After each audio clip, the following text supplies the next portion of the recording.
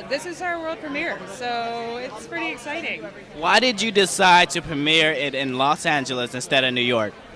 That's an interesting question. Well, actually, I'm based here, so that was a great thing for me because when you're trying to get ready for a big, premiere like this.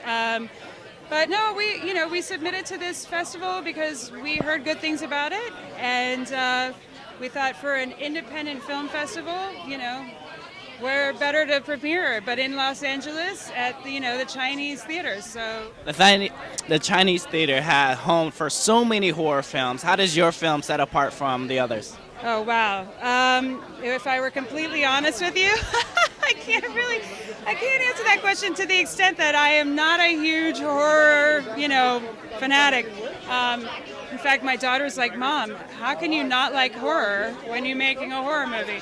But no, what I think about this film is that we put together an amazing ensemble of characters that you really sort of fall in love with before they all start getting murdered to bits. So I think there's some feel of it being like in that same sort of 80s authentic genre, but of slashers. But the thing that's great about our film is that it's not a supernatural. It feels sort of like you're in a real world, like more sort of like this could happen to anybody because it's happening in Central Park in the middle of the night. Kids partying, getting into trouble, unsuspected of, the death that's coming their way because this is a revenge horror. So they've been watched as they're floating around the city, and then they make their way into the park, and it's on. Central Park is a pretty scary place to film at night.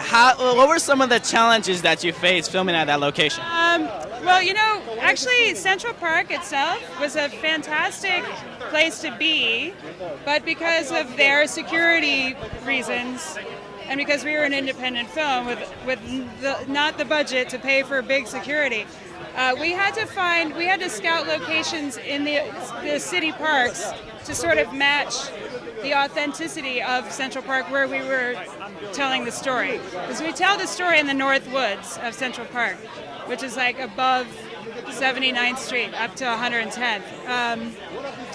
So we had to go out and scout the locations in the park, in the actual Central Park, and then go to like Prospect Park and Sprain Ridge and out to Staten Island even, and find those same spots that looked authentic like Central Park locations, which we did. I think we did a pretty good job of it. So I had an amazing DP, amazing locations manager, great director. So we are pretty excited about it. Sounds like you had a solid team. So in 3 words, describe your film and tell us why they go see it in 3 words. 3 words. God, I wasn't prepared for these questions.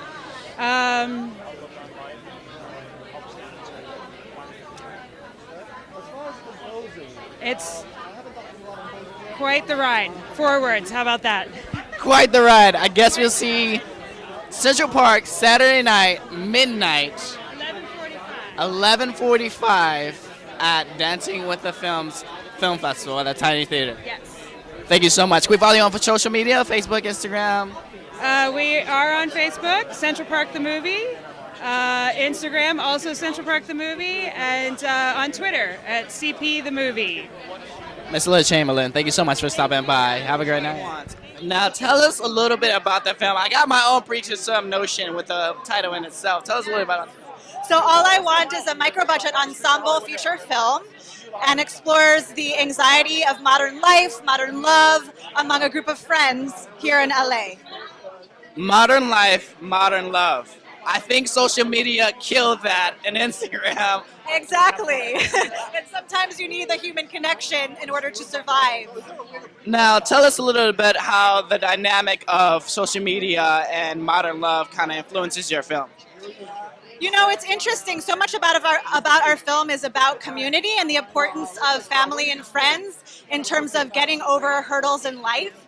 And I think so nowadays, with so much of life explored on social media, you have this ideal vision of like, oh, my life should look like this. I should have the world, but that's not always realistic. And so the human personal connection is so important in order to find happiness, find sense of peace, find answers.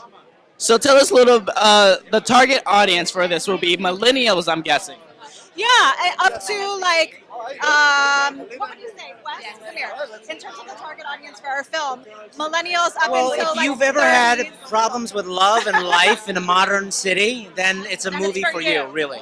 You know, I mean, we're dealing with primal sort of problems. You know, connection with another human being. So it's Career. very broad and specific in that way. So it's a kind of film for everyone to go watch and enjoy. Absolutely. Everyone can find relatable qualities to all of the characters. We deal with life stuff. So tell us a little bit about the challenges you guys face on creating this process. Well, we were working with a very limited budget, of course, so we just had to be very creative in terms of the resources we had available to tell the most creative story and the most impactful story we could. I mean, it always comes down to time and money, right? So, you know, we had a lot of talent, we had a lot of enthusiasm, but we lacked time and money, but we made it work, you know? And I've been a part of projects that had time and money, but no talent and no enthusiasm, right? So I think I would rather be on this side, but we're excited about it, so. Tell us 3 words to describe your film. Heart, humor, and fun. Amazing. When does it premiere? Sunday, June 11th at 5 p.m. Sunday, June 11th. We will be there. Thank you guys so much for joining. Thank you. Thank you. Well, it's the world premiere of actually it's not the world premiere. It's the West Coast premiere. It almost was the world premiere, but it's the West Coast premiere of my film The Midnighters, which is a neo-noir crime drama, like set today, but it's a throwback to the 70s. What's that? I have someone here who would love to talk to you. This is John Wesley. How are you? John, thank you so much for joining us. Tell us a little bit about your character and who you're processing. I play Lester, who's Leon Ressam, our lead. He's brilliant.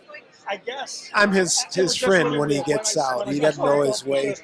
I've been out. He's been gone for 35 years. He comes to me. I start showing him what's going on these days because he doesn't know anything.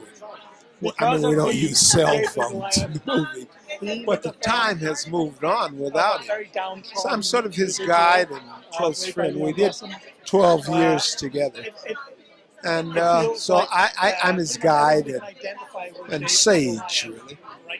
Tell us a little about the chemistry. Because of what's been going on in the country, because Well, it was very easy to work. You know, when you work with good actors, the chemistry is easy to come up with because you both know what you're doing. And when you know what you're doing, it gets pretty easy. You look at, and if you respect other actors, you watch an actor work, and say, ooh, I better step my game up so that I don't get left in the dust. And to that extent, once you fit in, it's wonderful. Don't ever give up on yourself. Yeah, because you know, you start with one job. My very first job in this town was in 1983. It was a series called The Night Rider. Now they're making Baywatch, whatever they're calling this thing. They're making that, but it's Hasselhoff. That was his first series.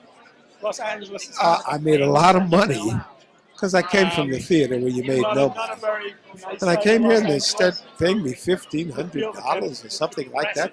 I almost lost my mind. Are you kidding me? Just to say these 2 lines? In other words, I was overwhelmed and very fortunate, very happy, very humble, very honored to be able to be working in this industry. So once you start, just don't give up. Just take the next job, keep stepping. Don't look back, except if you're celebrating.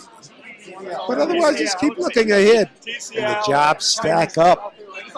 Well, thank you so much for joining us. We look forward to seeing you in the film. Thank you.